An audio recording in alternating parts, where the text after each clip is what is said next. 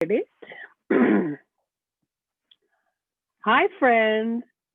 Pam here with my friend, Hi, Chris. everybody. Hello. What we thought we'd do today is because Chris and I are always talking books, we thought we would talk books and let you all watch. So, Chris and I both love YA books, and we both love to talk about books about people of color and LGBTQ experience. So we thought we would bring you some of our favorite books or the books we're geeking out about. And maybe you'll find a book or two that you want to give to somebody for the holiday season. Okay, let's do the obligatory. Chris, tell us about yourself. All right. My name is Chris Tebbets. I live here in Hinesburg, Vermont. I am an author and co-author. I do a lot of co-authoring of books for young readers, middle grade fiction primarily, as well as YA fiction. A few of those are, you might recognize, this is my most well-known book, The Middle School, The Worst Years of My Life, part of a series I do with James Patterson.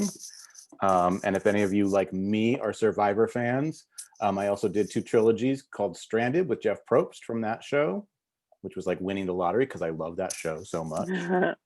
And speaking of LGBTQ, I wrote a solo novel in 2019 that came out, Me, Myself, and Him. It's a little bit of autobiography and a little bit of fiction all mixed up together in a sliding doors kind of story, following my one character named Chris through 2 different outcomes from the same inciting incident. And this one was a lot of fun to write, and it's one of 2 YAs that I would say have what I would call an incidentally queer protagonist, which is to say a gay protagonist like me, somebody who just happens to be gay, but that's not really the point of the story. So that's sort of my niche in YA land, but we'll get into the other stuff later. So that's one of the things I think that Chris and I really agreed on. We met at KidLitCon 2018. Maybe so. In Providence, Rhode Island, and we were doing a panel together, Big Issues in YA, which is something I like to do.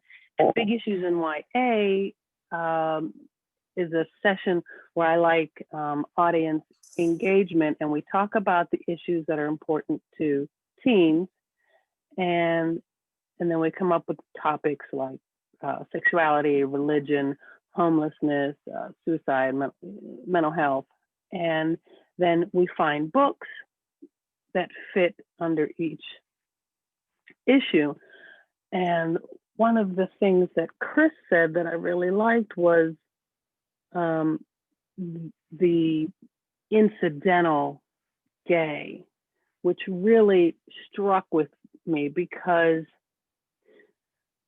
like, we don't always need a gay story, right? Sometimes it can be used as a trope. Sometimes the characters just happen to be gay doing things that teens do. And I really liked when he said that because it really made me look at things differently versus here's books for kids who are gay. You know, not all of them have to be Tiny Cooper and larger than life. You can just be a kid who just happens to be gay, and your story is interweaved, and it doesn't have to be the whole coming out thing. I'm hearing similar things, especially this year. It's not a new idea, but I'm hearing it a lot this year about BIPOC authors, and specifically Black authors who are certainly, happy to have the canon that exists, but also hoping to add more and more stories that aren't about so-called Black pain and are about, hashtag Black joy. I see that a lot this year. And that influenced some of my picks for today as well. Yeah. I think it'll take time, right? But it's great that people are starting to see that we have more similarities than differences. And one of the things I loved so much about your book, can you hold it up again? Me, Myself, and Him, is that the character, he's just an idiot. Like, he's just your regular teenage idiot. But what I liked about it is they're parallel stories. And if he does one thing, this will happen to him. And if he does another thing, this will happen to him. And I feel like it's kind of like, the devil and the angel on your shoulder. And, you don't always have to like every main character. Because that Chris does some stuff that you're like, dude, what are you thinking? Yep. Right? And you kind of have to stick with him anyway, because he makes these stupid mistakes. And you're like, okay, well, I know in the other one, there's a chance for, what do you call it when you do better? Right, for redemption. Whatever that, yeah, redemption, right. And then so you can follow those two arcs and root for one guy, and then kind of go, oh, come on, you could do better than that in the other one. And so that's one of the main reasons why I really enjoyed that story. I wrestled a lot. I didn't really discover until I was halfway through writing the book that he had some of those qualities. Like as I was writing it, he started wrestling more and more with the fact that he didn't like himself so much. And I think that reflected in the character that you saw. One of the things I've been seeing as a trend is that, and I just finished NCTE, National Council of Teachers of English, last week, and people started talking about main characters who aren't real likable, and how do you root for characters that you like? They're not perfect, right? Like you think of Katniss. Right. I mean, you got to root for Katniss, but man, she's a jerk. Right? Yeah, I'm looking at what I have here to see if I have a good example. I've got a lot of nice characters in my stack. So that makes me think, like, if I were a teen and I were reading a book, and, like, a lot of people can relate to Katniss because she says whatever comes out of her mouth. She's not real personable, but she loves her family. And I wonder if more and more readers are going to be able to relate to these non-perfect heroes, because sometimes, when the hero is so perfect, you're like, oh, of course. That's right. Yeah. I think we're all growing into an ability to absorb characters who are increasingly complicated. In a weird way, I go all the way back to Tony Soprano on that TV show as a character who kind of broke through in terms of he's not a good guy, and you don't necessarily root for him to get his stuff done, but there is something sympathetic about him. And that's just one example of many. But I like that complexity. That was part of my fascination with writing Me, Myself, and Him, which is to say, looking at how different choices affect who we become and don't affect who we become. And the question for me as a writer at the end of the day is, does the character change? Some people will say change is story. So, whatever we think of that character, are they capable of change? Are they capable of imparting some sense of hope to us at the end of the story? Not, are they capable of being perfect along the way? Yeah. That's a very fine nuance.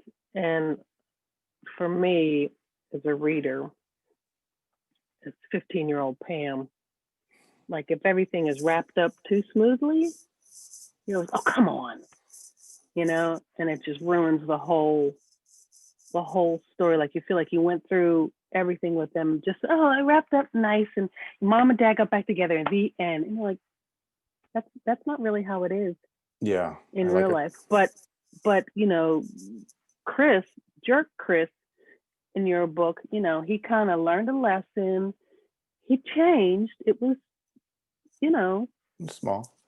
It was small, but you can see some growth there, which, okay, well, if he can change, then maybe there's hope for me.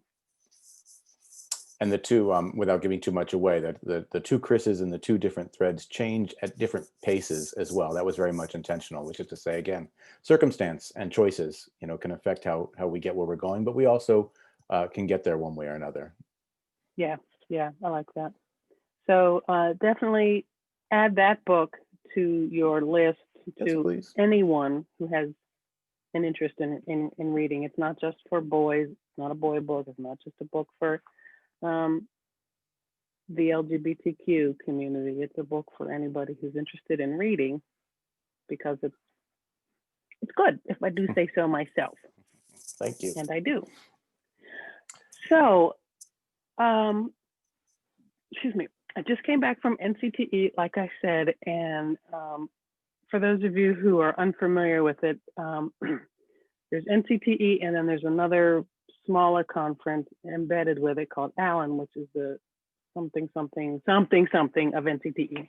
Basically, it's something to do with adolescent literature. And they send you a box of books. And those of you who follow me may know that a week or so ago, I did an unboxing of, it was like 9,000 books. And I kid you not, it was like every hot book I had heard of this year.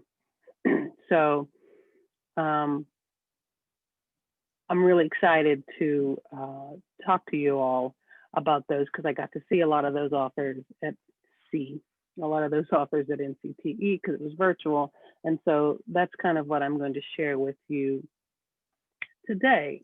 Chris, do you want to give us some background on how you picked your books? Sure.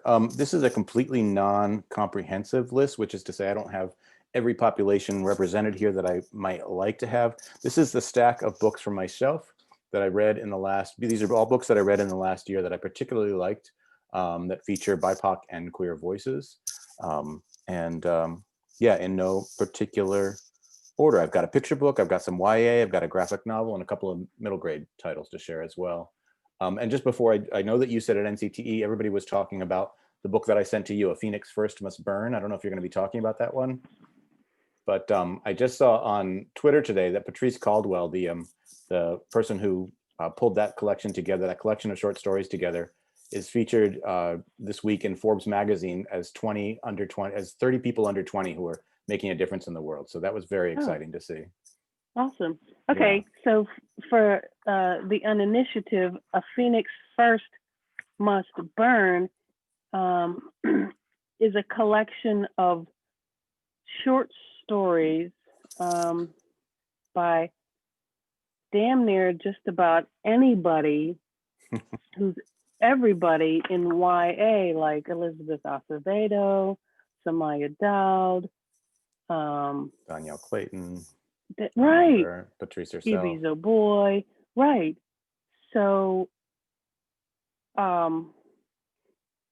if you're into short stories, or if you have someone who may be, I hate to use this word, a reluctant reader, short stories are the way to go, because how long are short stories? 30 pages? These are all, 20 to 30 pages, I think. Yeah, it's a good way to get the whole arc of a story, and then you can put it down and pick it back up again. So this is one of those hot books. And these are genre stories. They're relatively, it's not a collection of, again, so-called Black pain so much as Black joy, or I forget what it says on the cover exactly, but it sort of gets at that. And there's fantasy, there's queer stories. It's got a little bit of everything. 16 stories of Black girl magic, resistance, and hope. And hope, there it is, yeah. Yeah, okay. So that's a good segue. Do you want to go first? Sure. That one makes me think actually of Tracy Baptiste's The Jumbies. Yeah. I'm not even sure where in the series she is. This book came out a handful of years ago, and I didn't read it until this year. I've always heard such good things about it. And it does what I often want a book to do. Actually, I'm going to hold up two books, because my favorite book of the year, The Poet X by Elizabeth Acevedo. Yes. I found out why all those stickers are on the cover. And the thing that both of these books do, this is a Caribbean folktale. This is a story of a woman growing into her own voice as a poet, where she lives in New York City. Not very similar stories, but they both did that sort of magical thing of showing me a character in a situation that I could relate to, even though I, on the surface of things, am nothing like the characters in these books. I love this. It reminded me of American folktales, of African folktales, but also has its own Caribbean identity to it. It's just sort of a great, fun adventure. And if you finish it and you love it, like I did, you'll want to keep reading the series. And this one, again, I'm not a huge verse novel reader, but when somebody can really master their verse in a way that still reads to me like a story as compelling as any other, like she does in this one, I cried more than once when I read this. I don't know if I should admit that, but I love when a book makes me feel something. And again, I love when I can see myself in a book that is otherwise so different from, the world in which I exist. Yeah, isn't Poet X the one where a lot of people identify with the religion in the book? Is that the one? Yeah, the parents are very religious. It creates both opportunities and problems for the character. I think people have really enjoyed the way it brings religion onto the table, which you don't always see a lot of in YA. Right. And then again, her writing is just absolutely stellar. National Book Award winner, Prince Honor, Pura Belpré Award. It's fabulous. Yeah, she's amazing. So I don't know where I want to go next, but I don't want to go tit for tat, but Go ahead. okay, so I just finished reading Felix Ever After by Case and Calendar. And I remember they were at NCTE last year. And of course, King of the Dragonflies. This is an old book, right? But this won a lot of prizes this year. And one of the things I love about good books is opening lines. And actually, Jason Reynolds and Chris Curtis talked about this book at length while they were at NCTE. But like the first lines of books, they have to really hit me. They either have to be get in there and hit them hard, fast paced, or just so beautifully written. And this one is, the dragonflies live down by the bayou, but there's no way to know which one's my brother. If that doesn't set you up, then you know this is going to be a great story. So grab this one and then grab Felix Ever After for everyone on your list, because everyone will be able to relate to this. This one, the writing is just so fabulous. It gives me goosebumps. Kaysen is on fire. I forget which big award just came down, but congratulations to them. Stonewall Award? National Perhaps Book so. Award? Something. Yeah. It was some real big. Yeah, so congratulations to them. And then you did too, so I'm going to do a second one, graphic novel. This one's called The Magic Fish. And I'm scared to try to pronounce his name, but I know his first name is Trung. There you go. So I sat in on a session with him, and it's a graphic novel. Look how beautiful it is. He's a graphic artist. And again, for those of you who have reluctant readers, graphic novels are not the Archie comic books of your youth. These are sophisticated reads that if you have someone who is unwilling or unable to just read line by line like this will get them. The pictures are fabulous. The storyline, this book is for everyone. And I just started it, and instead of watching like a crime show with my husband, I sat down and I was just like, oh my God, this is so, oh wow. So those are high class words from someone.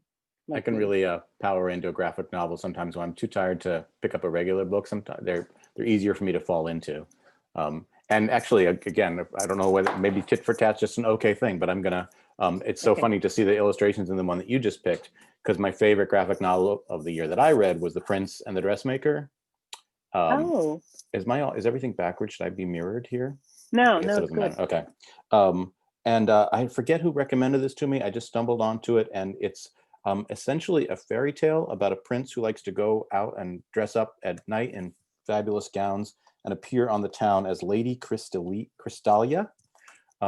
Jen Wang did the text and the art, and it just Oh. works on every level. You know, there's definitely sort of a alternate identity queer element to this. The artwork itself, it's not unlike what you just showed us. It's full of actual, you know, beautiful clothing, and beautiful dress design, but it's also a very non-didactic fairy tale. The characters are smart. They make the choices you would want the characters to make, even in the sort of heightened world of this fairy tale. And the ending is incredibly satisfying, I thought. And just the artwork was just, you know, lovely to look at, the way she designed clothes for this graphic novel. So yeah, one of my real favorites. I'm gonna put that on your list. I'm gonna somehow find time to read. Right, I need to be a faster reader. Yeah, same. What else you got? This isn't new, but I am going to use it in an anti-racist campaign that I'm writing, and because I love her so much, it's Marti's Song for Freedom by Emma Oteggy. And apparently Jose Marti was some guy in Cuba who helped fight for freedom, but it's written in English and Spanish. And I know we have a lot of bilingual people out there, and this is a great book because it's smart and it teaches kids early that you have a voice and that you can fight for, you know, for what you believe in, which I love that. So this is definitely something. And then you could also, like, you know, research food from Cuba, which would be cool. You could research where Cuba is, right on, what food they eat, food that is eaten there, food that is grown there, what Marti might have eaten. Getting the gist of what I'm thinking. Yeah. So little kids activism. I don't know if we're going to be able to keep this up, but I've got the companion picture book to go with your picture book. We didn't confer beforehand. Dreamers by Juji Morales. You know this one. I want to say, I mean, I just read it recently. Like sometimes the most recent favorite becomes the favorite, but I want to say it's maybe my favorite picture book I've ever come across. Juji was on faculty for a class I took this just a couple of months ago, and we were asked to read it, and I'm so glad that we were. And it's basically autobiographical about her own trip from Mexico to the United States with her newborn son, and how their discovery of the library changed everything for her, a sense of what it means to be a creative person, to be a person living in society, all of it.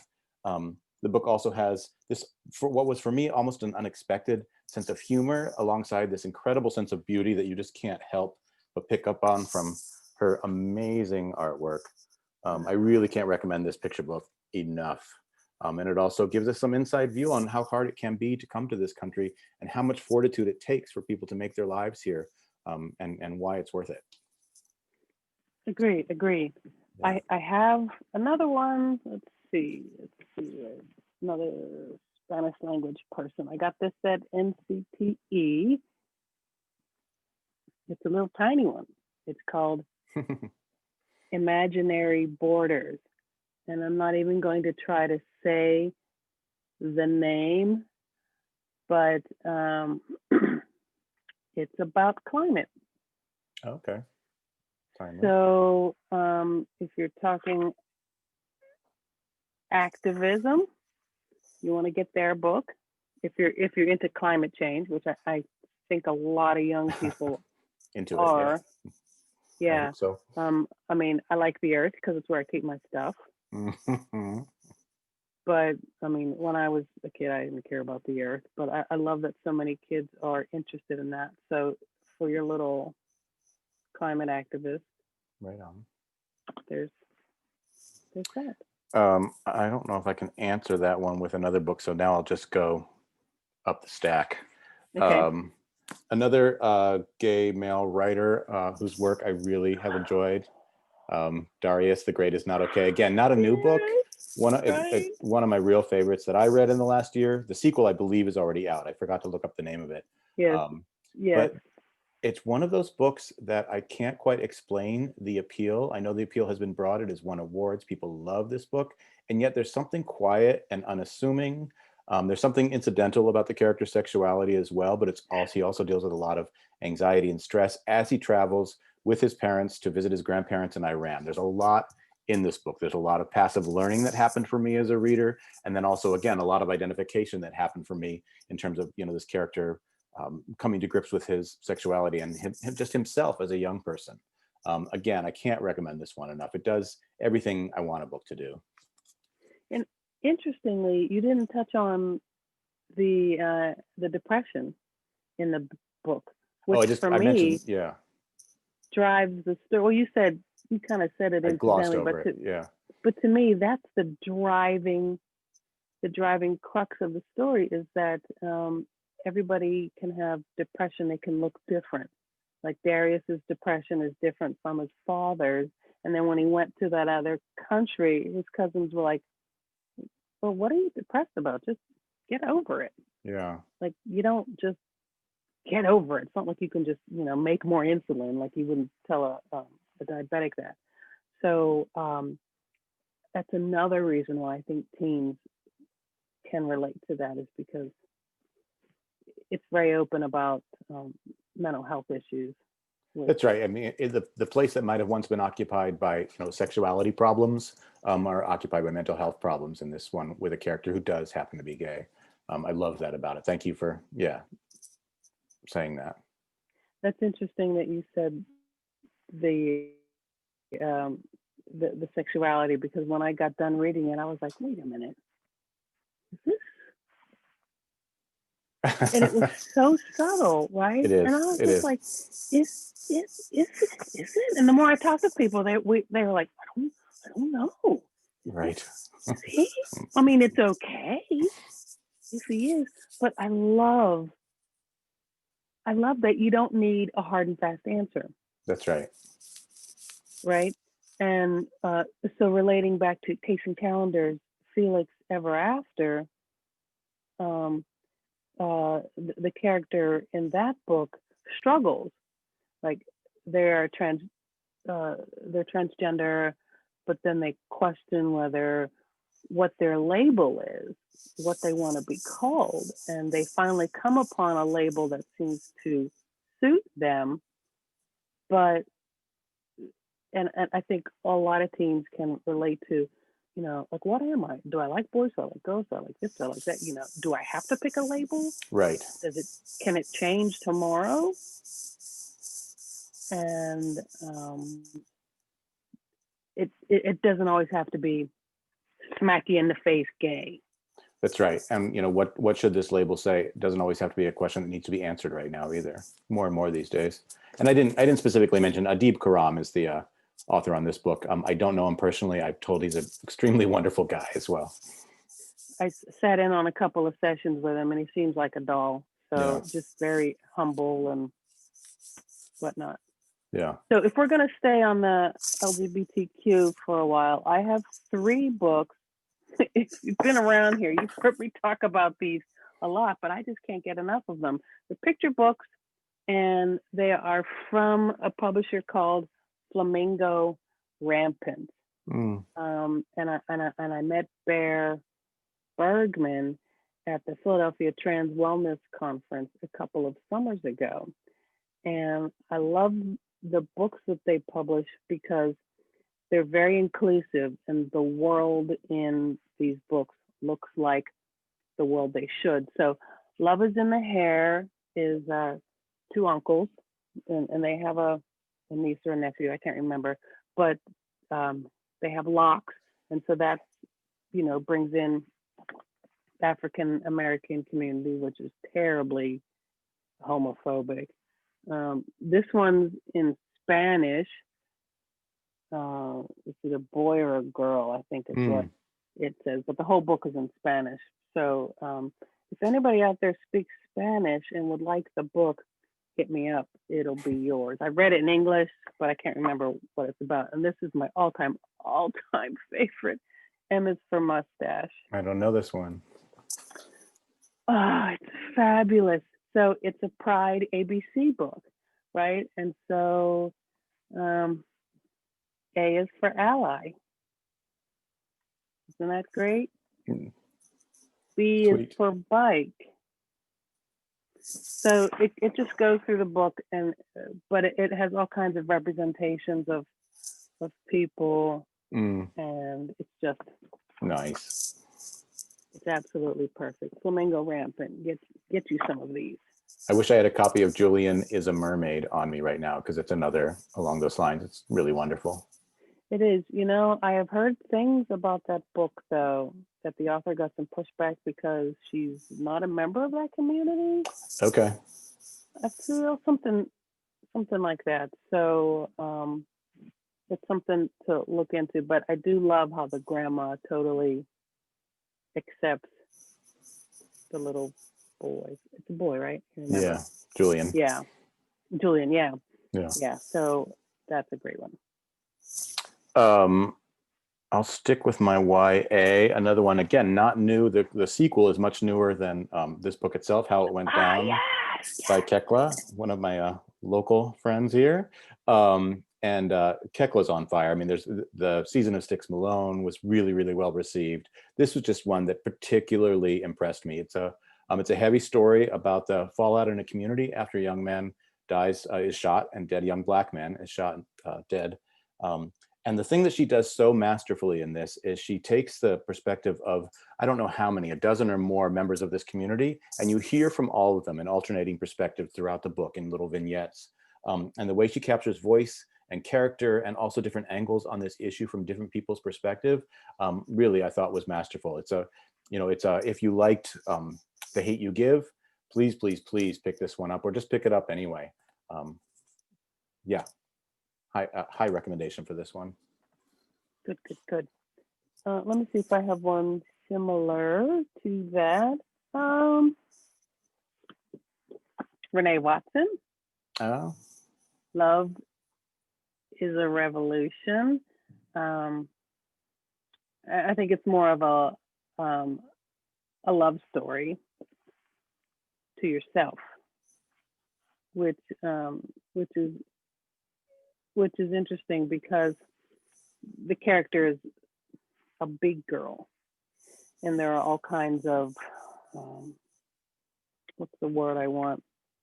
Negative associations with big girls, and the trend these days, rightfully so, is that you can be any size and be fabulous, and being thin isn't necessarily great, and being big isn't bad, and just because you're big, it doesn't mean you're unlovable. Or unhealthy. Thank you, Lizzo. Or unhealthy, right? Exactly. So that's what this book is about loving yourself, at whatever size. So that is a revolution. Nice. Sort of somewhere between middle grade and YA. And again, this one's been out for a while, but I have to plug my dear friend Christine Taylor Butler's series, The Lost Tribes. I always describe this. It's almost like Da Vinci Code for kids with a very diverse cast, except it goes into more sci-fi fantasy. The world is not quite as what they think it is. And I always describe it as a series of puzzles wrapped in an adventure. I just was constantly figuring out along with the characters as I read through this. And I love that kind of level of participation in an adventure and fantasy adventure story. So Christine, keep writing these, please. Yes, keep writing those. Those are important for kids who like a lot of, readers who like a lot of action. That's right. And a diverse cast. Oh, it's a diverse cast? Okay. Yeah, which is exciting. Yeah. Back to you. Okay. The rest of these, I don't have any rhyme or reason, so I'm just going to throw them out. Do it. Once Upon an Id? I'm not sure. I'd.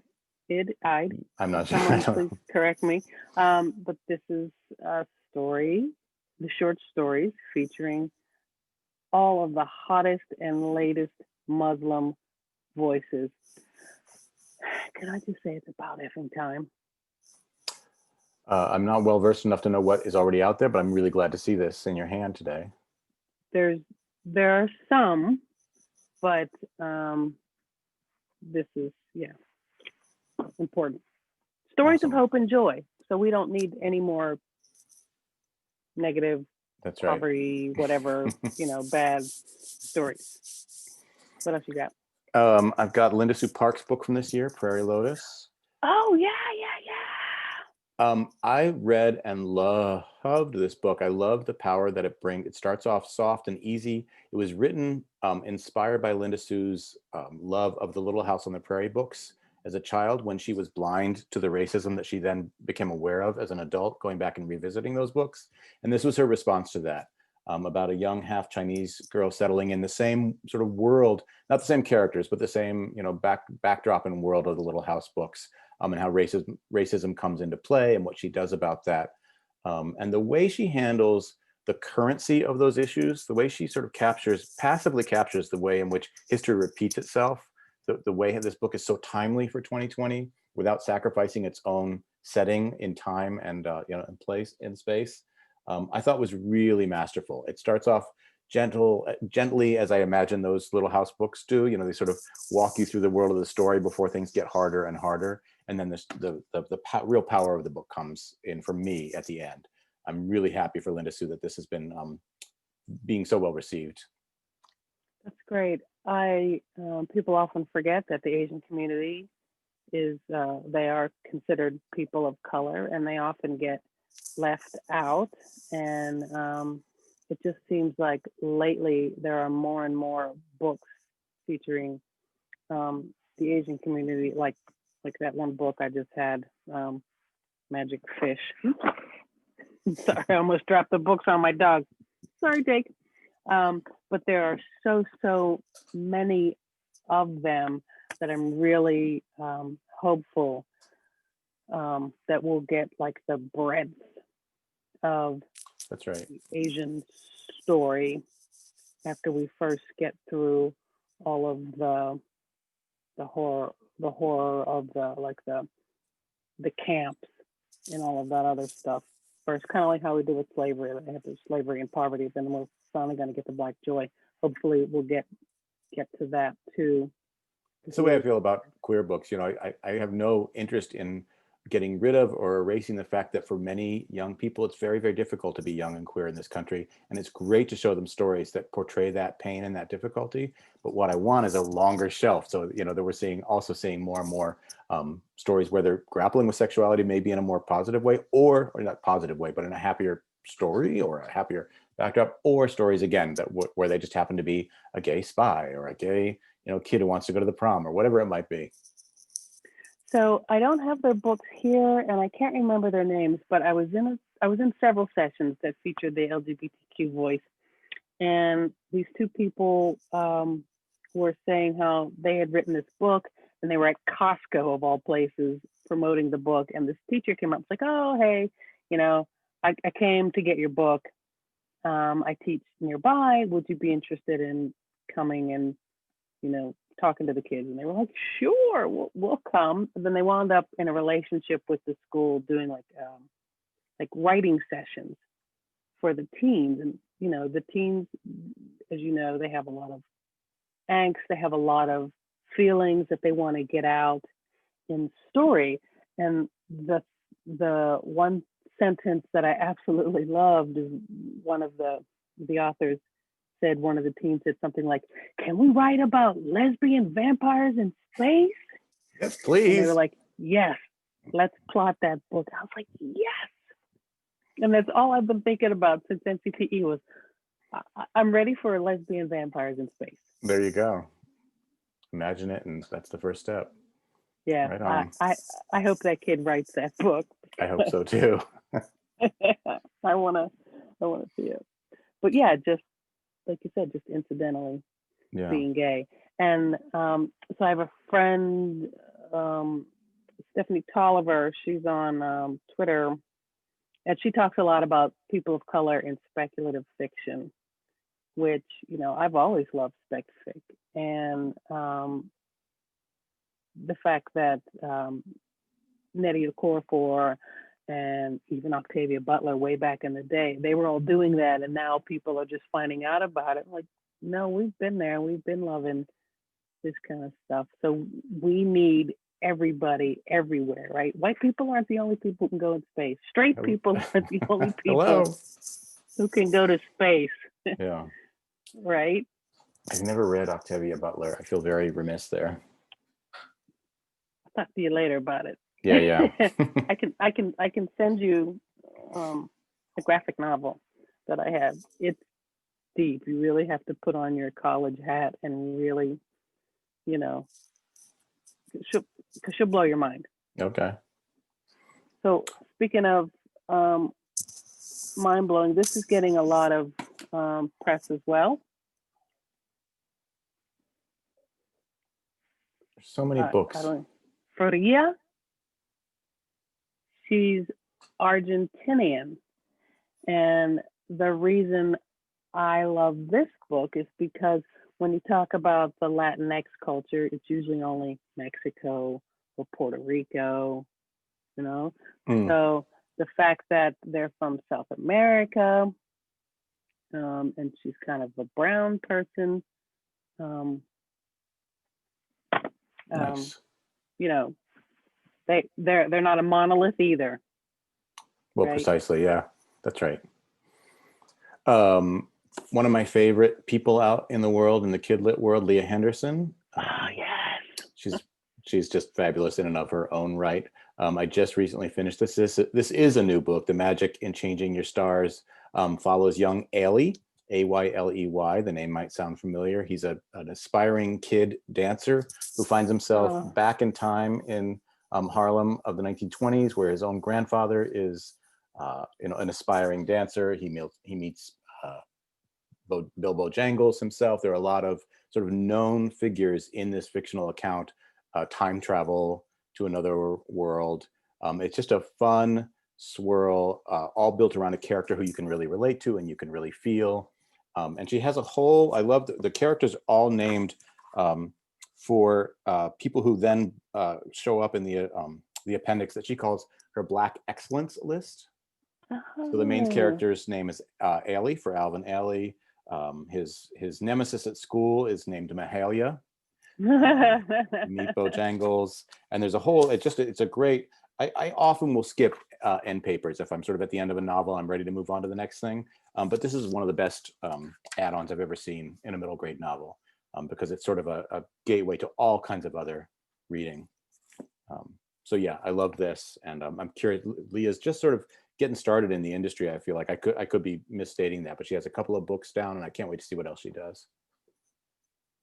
That looks really, really interesting. I mean, Alvin Ailey, why not?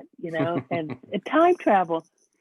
Speaking of it, I forgot to mention when we were talking about Adib Karam's book, food. The whole book is all about tea, right? Right. If you're a teacher, wait, let me look at the camera. If you're a teacher, get on that. You could teach so much tea and food. Kids would really be into it. Well, for other reasons too, but food. Yeah, I love those sort of side educations you get from some titles. Yeah. I don't want to drag this on too much longer, but this one, All Boys Aren't Blue. I want to read this. I've been eyeballing this one. Yeah. Isn't this cover beautiful? And it says, "Be bold and brave and queer." Right on. And I remember, so I was in a session with George in NCTE, and this was such a touching story. He was talking like his grandmother was dying or something like that. I can't quite remember what it was, but I guess he was just coming out. And when he told her, she was like, "I know." Been there. and it was just so, incredible because, like I said before, the African American community can be homophobic, and people often struggle with telling the grandparents, but and just grandma knew. He was just, she loved on him anyway, and he was her boy, and I get choked up just thinking about it. But this is nonfiction. Yeah, it's a memoir, so it's about his story. going up. So if you have any readers who like nonfiction, All Boys Are Blue. And look at the cover of that. I know, I love it. Yeah, I mean, you said don't want to drag it on, and I'm actually at the bottom of my list. I'll just very quickly say what I have next up, which I haven't read yet. Bill Conigberg's The Bridge, that everybody is raving about. Speaking of queer titles, and also speaking of NCTE, he had a very famous or well documented incident at NCTE a few years ago where a very homophobic panelist on a panel he was on said some really hurtful things, and he came back and gave a speech that's worth Googling and listening to. About how we can't tolerate that kind of stuff. Excellent. We Are Not From Here by Jenny Torres Sanchez, which I hear is absolutely stunning. Again, I don't know a lot about these because I haven't read them yet. And again, I'm behind in my reading because I think this won over a year ago, didn't it? Genesis Begins Again by Alicia D. Williams won the Newbery. And I've not cracked it yet. That. So that's in my stack. Okay, well, I have too many books to go up, but this looks like it would be a good companion book to the one of the ones you just mentioned. Don't Ask Me Where I'm From. I think it has to do with, if you have the appearance of being one thing, where you from, or where you from, Right. That whole bullshit question. A Latinx person. What was the title you just mentioned? We Are Not From Here. Yeah, We Are Not From Here. I bet you they would kind of go together. And very quickly, The Black Kids, Leaving Lyman. Oh, Lisa. Yeah. All of Us with Wings. Oh, I forgot about this. The cover of that. Life is about making peace with the fact that I'll never read everything I want to read. And then Serena Says by my friend Tamita Davis. Nice. Oh, and Find Your Voice, since you're a writer. By Angie Thomas. Oh, nice. I haven't seen that. Yeah. So their prompts, helps you write down your truth, and so I think a lot of kids need some prompts, and I think that would be very helpful, especially from someone who knows about writing books. Yes, she's a good follow on Twitter as well. I like her on there.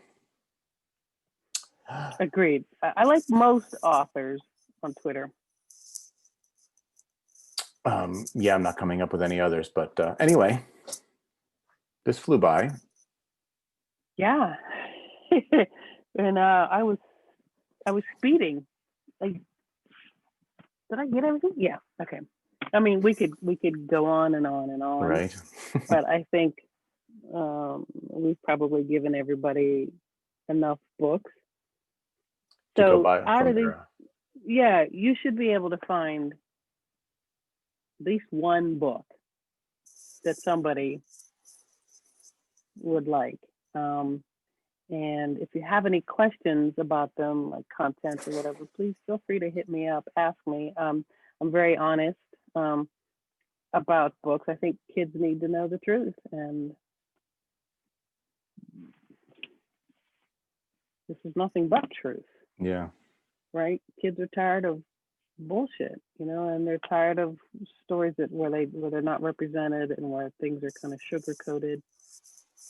And there are books that finally answer that call, bit by bit.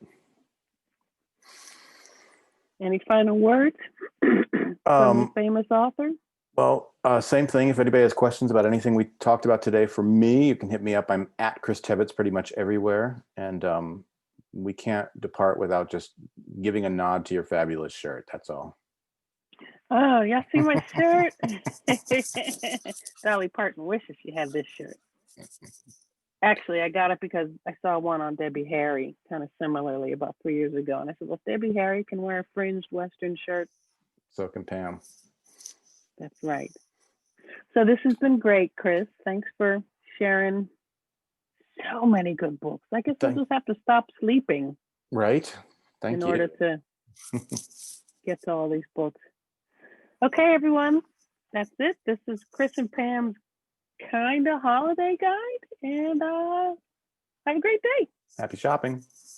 Let's see.